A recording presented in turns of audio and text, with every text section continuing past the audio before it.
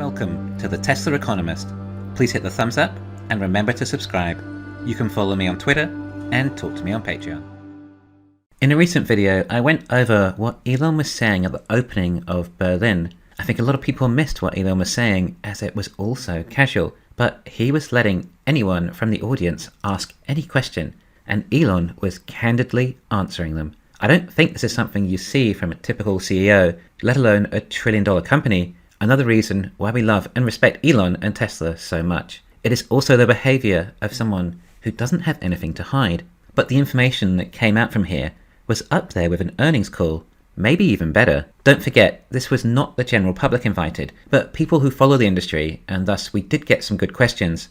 It's a shame no one asked more about batteries, such as when will Tesla launch their own in-house LFP battery and what battery density do you expect? If anyone is listening who ever has a chance to ask Elon a question or someone else credible from Tesla, then in my opinion, that would be along the lines of the most important topic. In my previous video, I did go over some of the highlights and what I thought they could mean for the company, but there was something that Elon said that deserves an entire video dedicated to it.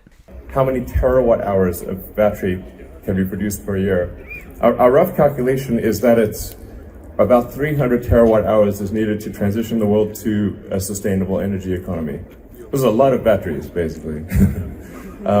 So we want to try to do as much of that as possible, and I think we're actually doing a pretty good job. Like we're, growing by 70-80% a year on average, and maybe even faster than that in the future. So Elon says Tesla has been growing by 70 to 80% a year, which is true. That is an absolutely insane level of growth, but it's not even an entirely accurate indication of Tesla's achievement. This figure is somewhat distorted. This is the growth Tesla have been able to achieve whilst navigating through the worst pandemic in a century. This has made things immensely hard for everyone, not just Tesla, but Tesla has still managed to achieve not far off even 100% annual growth over that time. Anyway, I'm sure that you all caught what Elon said. We are growing by 70 to 80% a year on average, and maybe even faster than that in the future. Firstly, I just wanted to define growth here.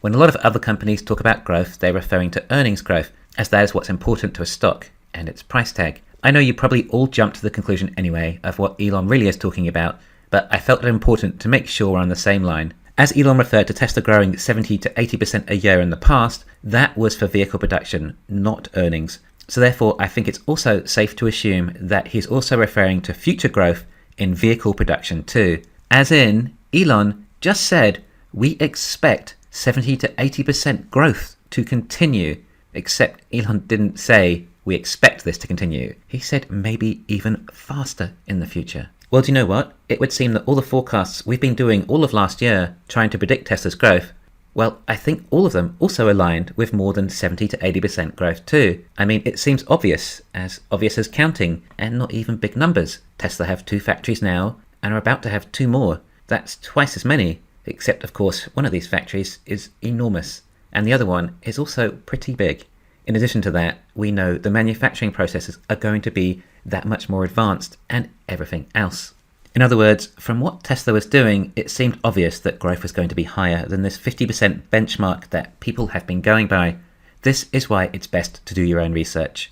And what I love about all of you is that a lot of you often do. You talk to me and show me your numbers and how you get similar ones to me because you're using math, and that's where it leads you.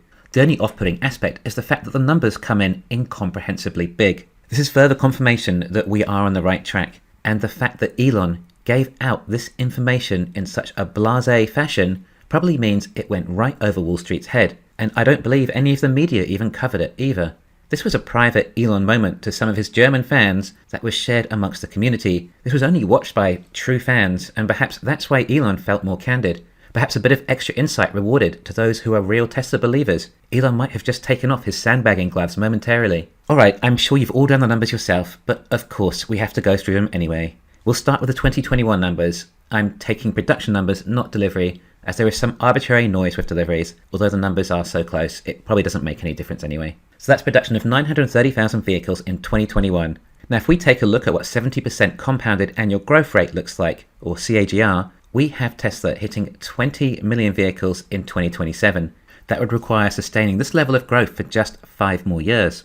Except I have a problem with the 2022 number. This is going to be closer to 1.7, or maybe even in excess of 2 million if Elon is sandbagging the chip shortage and that 4680 production ramp is at a whole other level than we might have conceived. Increasing 120,000 more units this early on has Tesla making an additional 1 million vehicles a year in 2026. Perhaps not a major difference in the grand scheme. So even if Tesla does only hit around 1.6 million vehicles this year, they can still make up for it. With exponentials, it's the actual rate of growth that has the most impact. Elon said 70 to 80%. So what does 80% look like? Well, compared to 70%, by 2023, Tesla would only be producing about 12% more vehicles than when compared to 70% growth. But when we get up to 2027, when 70% growth looks like it would break through to 20 million vehicles a year, well, 80% growth is breaking through 30 million. The higher the exponential, the bigger difference it makes, exponentially. It just takes a bit of time until you really feel exponentials kick in. But this is only a difference of 10% growth. However, Elon did clearly say, but maybe faster than that in the future, as in growth could be above 80%. If we take it to the next increment of 90% and compare the difference between the two, the difference in exponentials is further illustrated. In this scenario, Tesla are producing almost twice as many vehicles in 2027 when at a 90% CAGR over 70% growth. 20% more growth and twice as many vehicles in 5 years' time. And just for fun, I did 100% CAGR to compare again. And by 2025, we have Tesla at twice as many vehicles than 70% growth. That is why high annual growth rate has such an impact.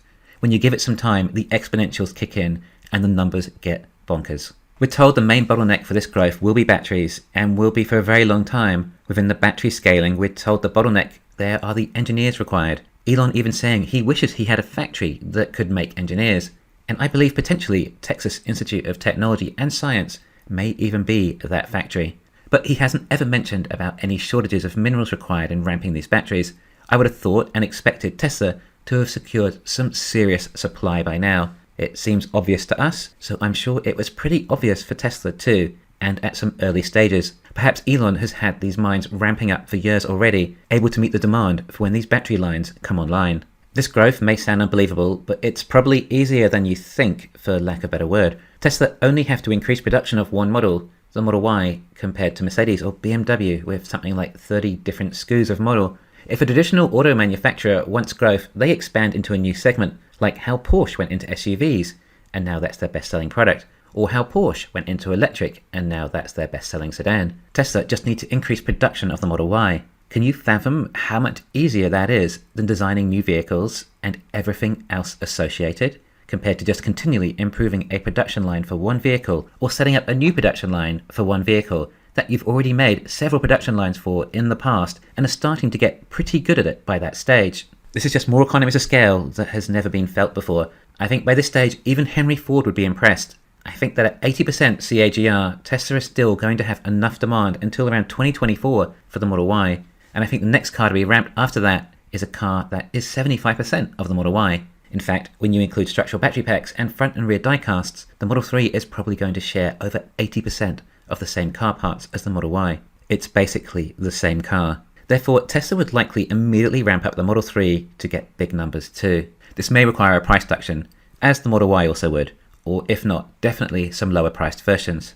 But even if both of these cars collectively sold up to 10 million units a year, well, after 2025, Tesla will be needing more vehicles. Therefore, I would not anticipate any new models this half of the decade, at least not in a major way. The only exception may be the semi-truck, or possibly the Roadster. The Roadster is just some engineering fun for Tesla getting to spin their wheels and see what is physically possible. It won't be in mass production and it won't be cheap, implying it is not some massive manufacturing issue of trying to get costs as low as possible, and thus shouldn't take too many valuable resources. I know Elon said the Cybertruck might be in production next year, but I'm not sure. I think he may be saying this to keep people happy. I've only made one video that actually lost subscribers, and it was me telling people the Cybertruck probably won't be out as soon as they think. The Cybertruck has one massive following. There is so much love for that vehicle. Elon would be very unpopular if he even dared mention it wouldn't be out until 2 more years. And I might be wrong, maybe it will come out next year. I just wouldn't put money on it. But the admiration for that vehicle from the consumers means that it will sell.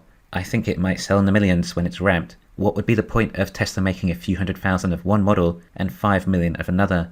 It's far too many resources on a small selling product. Alright, we could have gone a lot deeper on the numbers here and speculated on earnings and stock prices, but I mainly wanted to show you the contrast between different exponentials. In fact, a lot of people have been going by 50%, and if you compare 80% to 50%, we're at a run rate twice as fast sometime in 2024 in just 2 years. The growth jumping just 30% more means twice as many vehicles in just 2 years. Can you imagine what would happen to Apple's stock price if Tim Cook said they'll sell twice as many phones in 2 years' time? And yes, we have some outrageous numbers too. 2028 hitting over 50 million units at 80% growth. Sounds unbelievable, but remember, there are a lot of ICE vehicles in the world to replace, and no other company has shown evidence of being capable of making any dent. Thanks for listening. Please hit the thumbs up and subscribe. You can follow me on Twitter and talk to me on Patreon.